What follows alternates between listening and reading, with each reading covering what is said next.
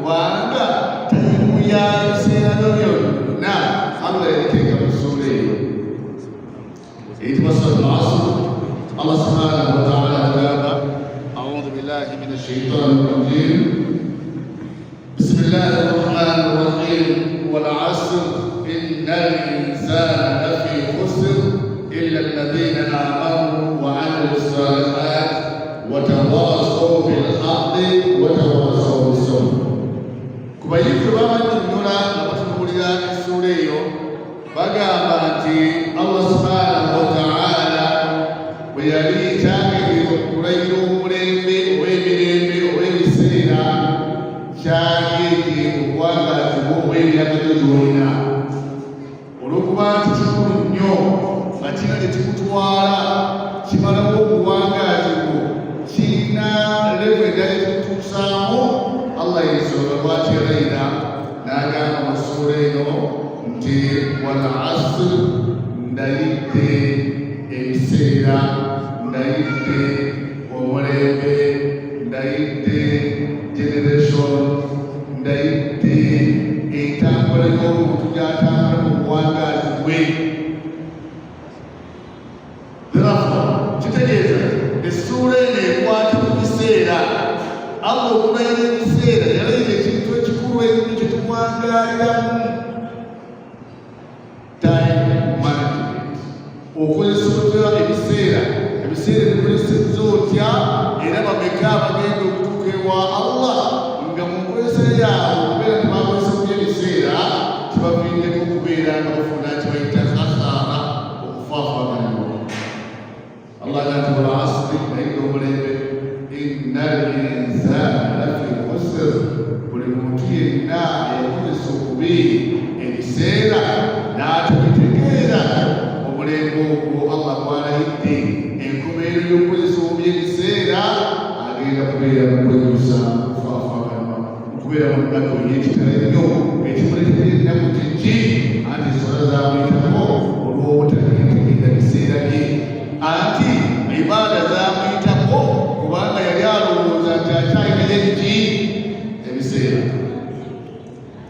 Nagati alladhina amanu kujjako abakkiriza abategeera time management wa 'amilus salihat ne bakola emirimu ebirungi wa tawasaw bil haqqi bwe baalinga bakola emirimu ebirungi ekyakulembezebwanga gaalinga mazima kutegeera time kutegeera kukola bintu mu butuufu bwabyo kukola bintu mu biseera genga amazima ge baakulembeza wa tawasaw bis sabr tebakubangubiri kyokka anti kukuuma ebiseera mulimu okugumiikiriza mulimu okwerekereza mulimu okubeera ng'okuddira mu tayimu ennini eyetagasa. Abamanyi abanafunira ekigambo ekibaagala nti ebiseera bitandika bitya, omulembe Allah gwe yalayira gutandikira wa? Gutandikira ku katikitiki kennyini akokootawaanya. Olwaleero olukubanga twagambye tujja kutandika semina ejja kutandika ssaawa 2 n'ojja essaawa 3 waliwo ekyebuuzibwa nti obuwangaazi obututte totutte tayimu y'abasomesa wabula otutte buwangaazi bwebufuumuuse.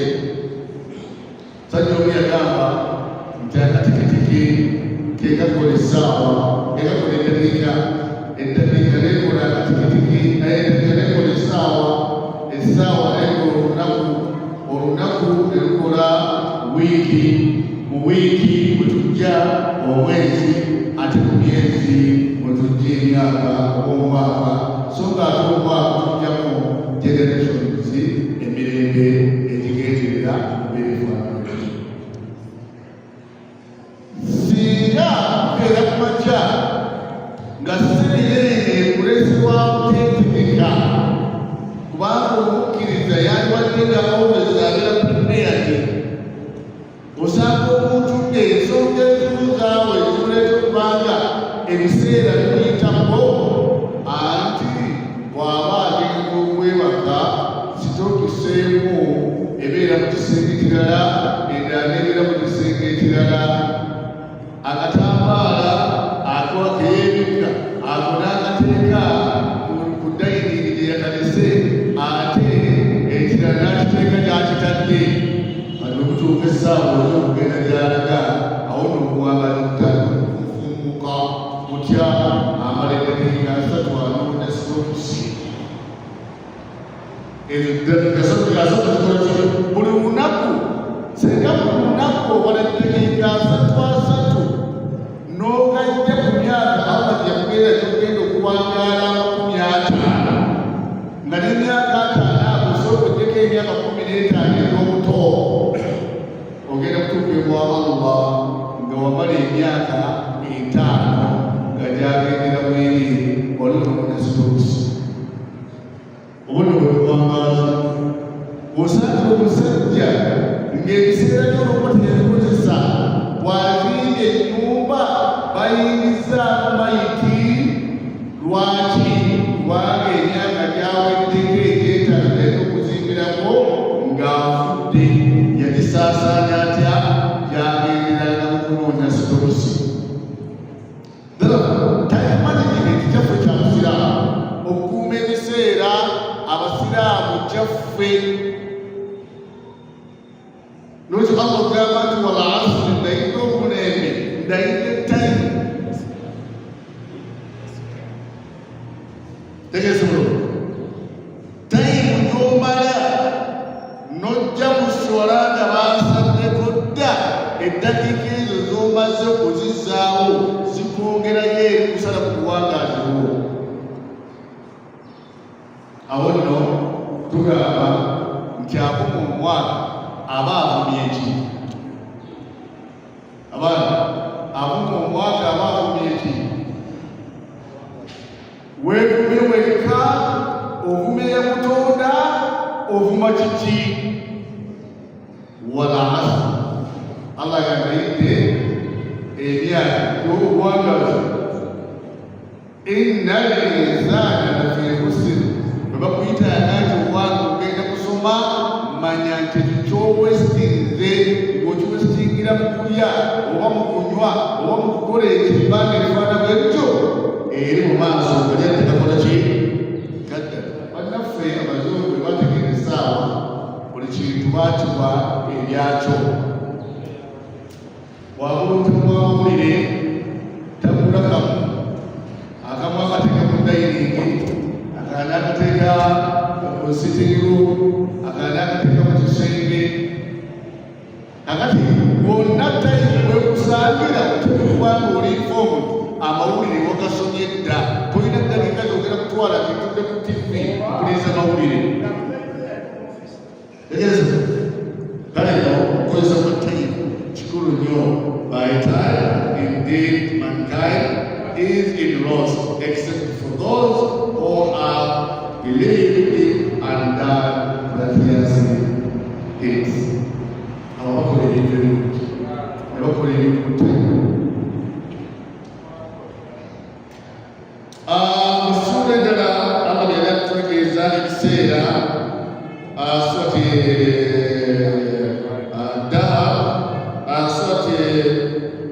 swati Rahman Allah agamba a'udhu billahi minash shaitani rajim ash-shamsu wal qamaru bihisban Allah agamba time management yateekawo enjuba n'omwezi nga bibala time bibala time ebyo Allah okubiteekawo teyateekawo bakusongana ezimu ku byo kubala time kubanga otambudde mu biki mu biseera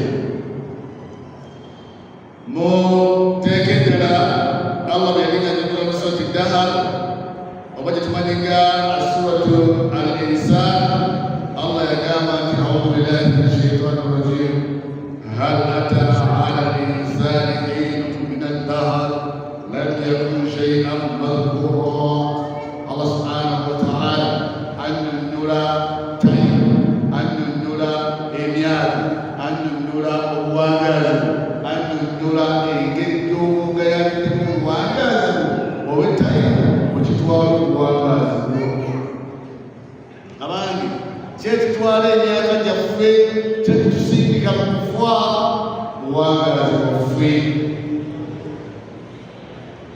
Allah agamba nti hal ata ala al-insani hinun min ad-dahr omwana yeetegereze tewaliwo akaseera tewali tomanyiddwa nti ku nsi olibeerako. Kyekyakaleeta akaseera ako yali tayimu eyo yeyakuleeta ku nsi, ate tayimu yegenda okujja ku ki? Yegenda kujja ku ki? Ku nsi. Waliwo omwana Adamu, ffenna abali wano ng'ensi tekutegedde nga tekumanyira kumanya nti olibeerawo. N'abaafa nga tonnaba kuzaalibwa bwe bali babuuza nti abange waliwo omuntu bw'ati mu bantu be baategeera kwe tebaakumanya. Ekyakola ekyo yali ki? Tayimu. Allah n'agamba tuli mu bintu ebyogerwamu. Ekirala ekyaddako kiki? Allah n'akuteekawo ne tubala tayimu. Ate tayimu ojja kutuuka nga lam yakun shay'an madhkura, nga toli mu bintu ebyogerwako, nga tewalina omuntu agamba nti events bwe ziti omuntu bw'atiddekwata okujjako abantu bakutegeera ennyo oluusi nga n'okwogera kutakola ki? Abaana tugamba ekitutta kiki? Allah yatera mu tayimu nga kituyinza okugamba nti landmine. Tutudde ku bomu yaffe eyitibwa tayimu. Bw'ogikozesa obubi omanya butereevu kyogenda kuva mu nsi muno ng'oli khasaara. Eswala teziriiwo, byonna tebiriiwo, tolina kyewakola, naye waniigiina ng'oyita mu nsi nga tolinaawo kyojjeemu n'ekibo. Saati tukozesa obulungi tayimu, tugenda kuva mu nsi muno nga tayimu management tukozesezza bulungi, nga tuli abantu abeesiimye obulungi. Abayivu bagenda mu maaso, Allah bwe yalinga Muhammad sallallahu alaihi wasallam n'agamba nti gwe nnaali wano olwaleero la tasubbu dahara, tugezanga okuvuma omwaka. Inna Allaha huwa dahar, Allah ye mwaka gwennyini. Lwaki? Kubanga Allah yakuusa ekiro n'emisana. Ani yali abaddeko aluusi bayinza okugamba nti abasezi batera okubeera ekiro naye simanyi batebali, naye ani yali abaddeko ekiro obudde ne bubukyamu ng'ali bweru. Abaana baddeko mu ntalo kyebali bataliiko, waliwo obudde nga bugenda okukya. Allah wagambira nti embuzi enzirugavu ng'agijja mu ki? Waliwo Abaganda tebayita ekinywamugo, bakira batya? Bakira kiki? Kinywamugo. Allah subhanahu wa ta'ala mu surati Duha awo yaliira naga nti wadduha wallayli idha saja. Allah alayidde amakyala akola ki? Nga gakya. Awo waliwo embeera mpanvu nnyo process Allah gye yateekawo awo eyitamu ekiro nnene. Akaseera ako katuuka obudde ne butangaala, era ebiseera ebisinga okukiyita ekinywamugo, embogo zaalyanga nnyo abantu, bazaatemeranga nnyo abantu mu kaseera ako, ebisolo zaalyanga nnyo abantu kubanga baatambulanga nga balowooza tebukoze ki? Bukedde. Kati wayitamu akaseera katono nnyo, Allah n'akolerawo ekiro nga n'akulyawo tomukola ki? Prosesi emuwanvu nnyo Allah okugirayira, kubanga kitegeeza nti amakya agajja mu kiro naye tegavaamu kuviga gwemugalaba. Ekigajjamu kiki? Time management. Tegeeza Allah n'alagira ekiro nakyo kiyita mu prosesi mpanvu nnyo naye kikiyisaamu kiki? Time management. Dalafa tugamba abasiraamu nti bino ebintu bigivwako bye bagamba nti time is life, time is money. Si byabali bazungu, byaffe byabasiraamu. Ffe tutegeeza biki? Musooka otunuulire buli setting.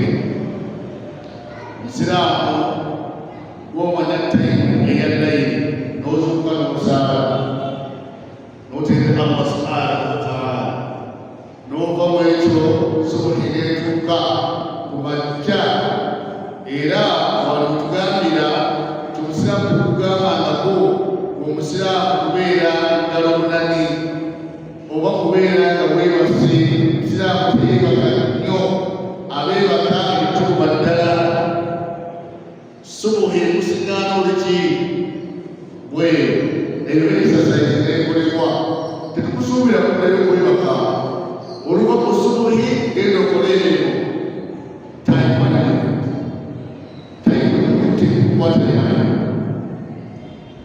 bw'otaku dhuuri etayimu olumala okusaala genda olye olumala okulya tusuubira kugenda ku mirimu era oluva ku mirimu asuli ng'etuuka time management yonna Allah yakutulaminga ku mubiri oligenda otemwa Allah n'omugamba nti saamanya time bwetuuka mu Ramadan time management ebiseera weebiri ebyolekedde nti bino bimanyiddwa maarufu bwetuuka mu hijja alakaseera sikahijja ogati nze nakola hijja kati oba otebuuse mutwe awo notambulira mu time management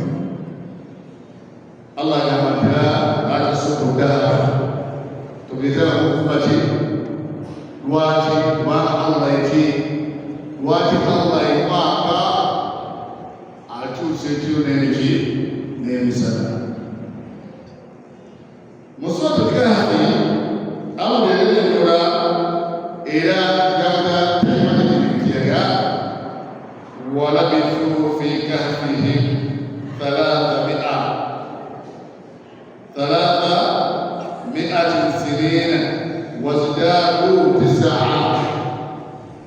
Allah kunnyonnyola ku bantu abaali mu mpuku n'akubaga emyaka gye baakola ki gye baamalamu ekyo nno lwakole tugenzeeyo naye tugiyitibwa lunaya nga tuli mu lunaya 50 baamala emyaka 3 Allah nga tukunnyonnyola mu mbala nga bweri okubeera embala entufu tetwagambye nti embala fe abasiraamu tutambulirako ennyo olunaku lubafu lutandikira mu Magribi tandikira ku ki mu Magribi olunaku kubanga tubala ekiro n'emiki n'emisana zolaya ekijawula kyekimu baabala olunaku lutandika ssaawa mmeka mukaaga ey'enjawulo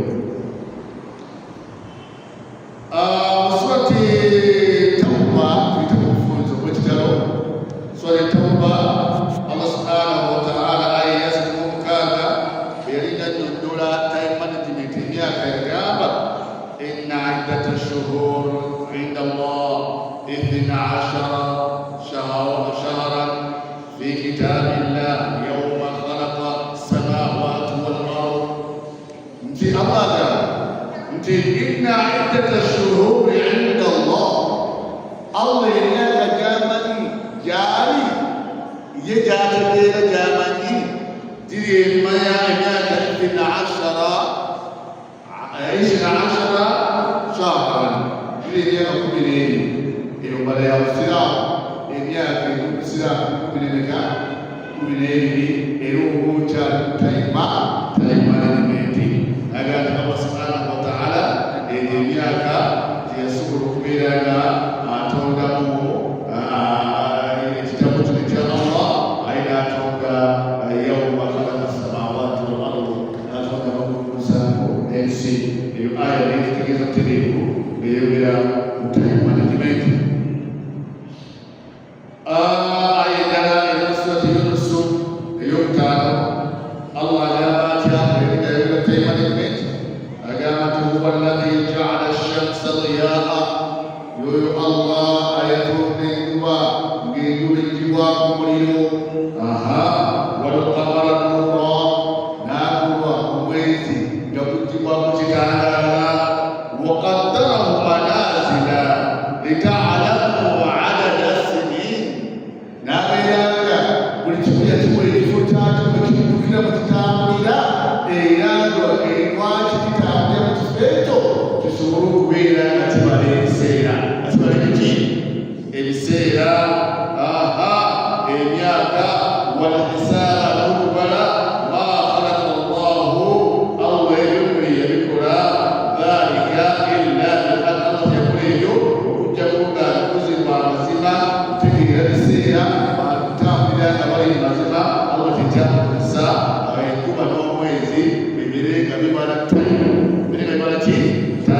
management yufassiru al-ayat liqawmin ya'lamun. Allah nabwati batunula ensonga ze eri abo abakozi abamanyi. Mutafsiri banyonnyola aya eyo na tafsiri banyonnyola yo bagamba nti Allahu huwa alladhi ja'ala ash-shamsa diyaa. Allah yuuyo ayatonda enjuba ng'evaako omuliro. Wa ja'ala al-qamara nuura, n'atonda omwezi nga gukuvaako ekitangaala. Wa qaddara al-qamara manaazila, n'atonda buli kimu kyonna omwezi n'enjuba nga buli kimu akiwadde ekiteekeddwa okuyita ekifo kyakyo. Era Allah fa bishamsi tu'rafu al-ayyaam, enjuba ebala nnaku. Enjuba eyo kwetulako enjuba kutuyamba kubala nnaku days. Wa bil-qamari tu'rafu shuhuuri, so nga ate omwezi guli kutuyamba kubala myezi. Wal a'waami, oluvannyuma lw'omwezi tugenda mu mwaka. Ate abamanyi baatunuulira aya eyo baatunuulira kutunula essaawa eyo tunuulira ki essaawa obuli bwayo nga bw'obulaba akasekendi y'enjuba. Akasekendi yeki era abayivu bagamba omusajja mugiddwa owainhamo agamba nti parawa buli ssaawa parawa buli ssaawa eyita enjuba edduka supiidi emitwalo 7.2. Essaawa 24 enjuba zidduka ng'akalimi kali ak'esekendi edduka supiidi miliyoni nga 17 n'okusoba mu supiidi gyeddukirako ng'ebala ki ayyaami, ebala ki ennaku.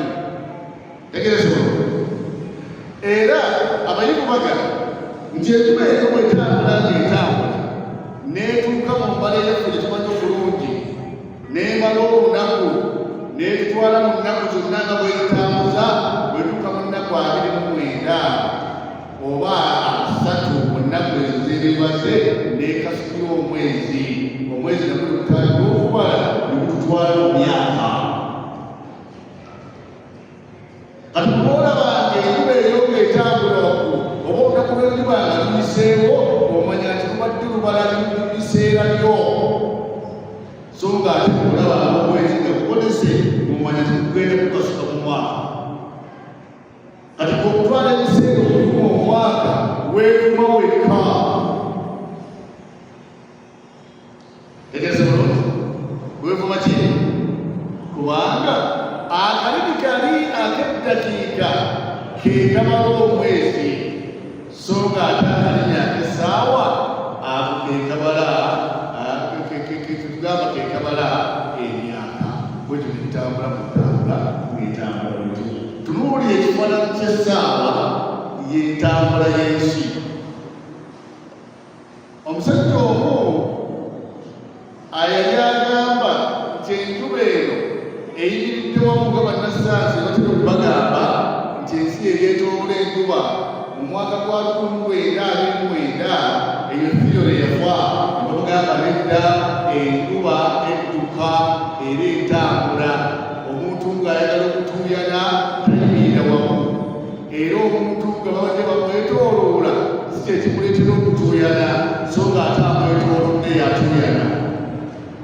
Tegeregese mufunye abantu b'emmotoka abo bakimanyi, abo emmotoka balina kibayita olutaneeta. Abaganda bagita dayinamu, baganda bazungu eyeetooloole. Era weba yeetooloola omuliro gwayo ejenereetinga muliro gugende ku mataala, gugende ku baatule, sibe buli kaakati sikakasa nti eba eyimiridde wamu. Bw'eyimirirawo tesobola kufuna muki n'enjuba tesobola kuvaako omuliro n'etuuca wano okuggyako ng'ekola ki? Abayivu bagamba nti okuva wano okutuuka ku njuba weeri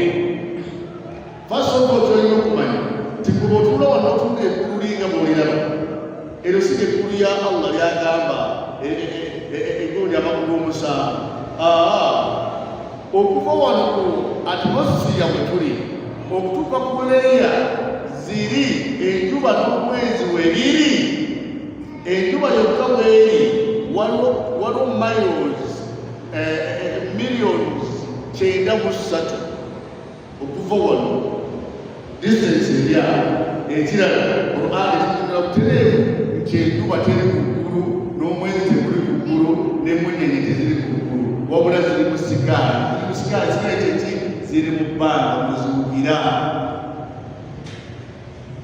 Abantu batandika ku nnyonyi basobola okukiraba bw'oba otunudde ng'oli wano olwaleefu abali wano baseeka serwagi bwetunula bwenti ndaba ebire nga biriwa, naye abantu batambulidde ku nnyonyi bw'atuuka waggulu eri ennyonyi ng'eyisizza ebire ate ebire obirabanga alaba ettaka wano wansi,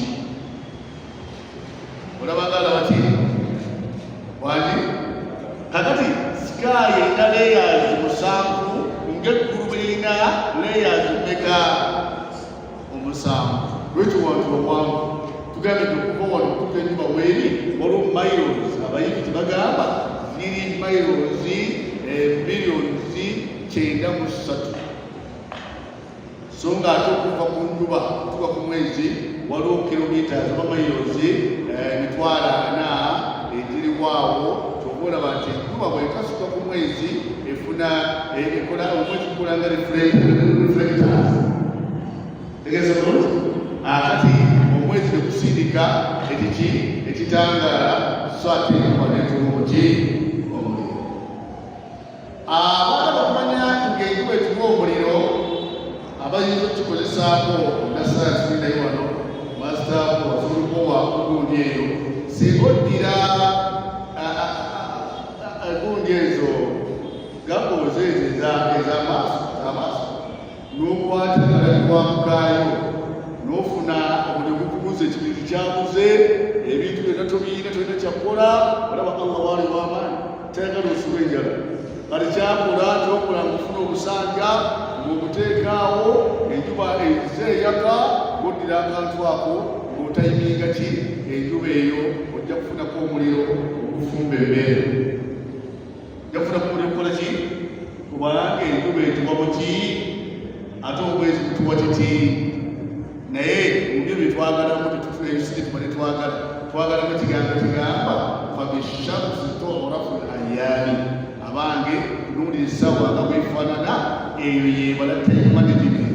Fabishamsi tu'rafu al-ayyaami enjuba ebala days wa bilqamari tu'rafu shuhur wal a'waami so nga ate omwezi gubala emyezi n'omwaka oba n'emyaka eyetambula yati Theory agamba nti enjuba eyimiridde wamu taliyo ng'era bwolaba Theory agamba nti Nile bamudiscoveringa naye taliyo, naye nga bw'omanyi omulembe gwe tulimu abasomesa be basomesa abaana kubanga okudiscovering. Waalaikum salaam.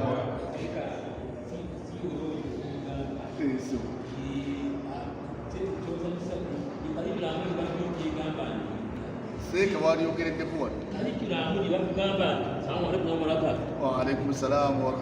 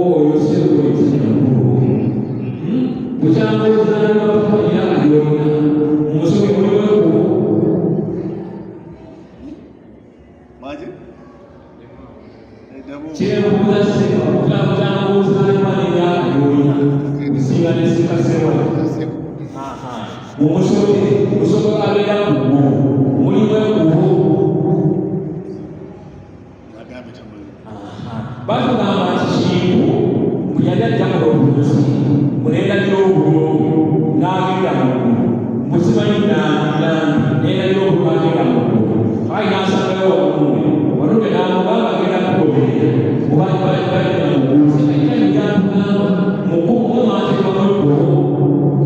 abantu bagalolera mukulu musoke waali mugende musoke mugende mukulu okulonda kimatugambe byali bya bulimba kali kusomesa muntu ebiriyo byennyingi senga yokani gatugamba ebiriyo kali kinatena amakompya kali kinakukadde bibyali bya bulimba kali bakatunamase mbusimanye entaala kimasaka anzira kubagira abaana bakumi abataano mbagamba abantu ane masaka entaala nekiri nze musembe gambe ekulu bwetuge wabawe kufulema okufa musembe namugamba okukusa tugendeze wabawe kukuleka ekkumu abalera okufa atufiira ki byali byabulimba byabulimba n'omusomesa yasoka mu primary mwonna yagenda masumbi kyamulonda kakati ajja kubulima n'olutanda lwekiki yebaanti yasalagambulagambalaalobe tibiriyo sekagagamba kulani kyetugamba isaya kyetugamba kulani yenyini kyetugamba kali kalisanogegavumenti emaze okuba wansi netega nti kulani y'abasiraamu mutuufu bumaze okutega nti mutuufu neyeyerera kukalikira mpya ewani amasaba genyini hakola mazima ntegezise kaliseebayo obuuza aseebayo omusajja mukulu mulamu gavumenti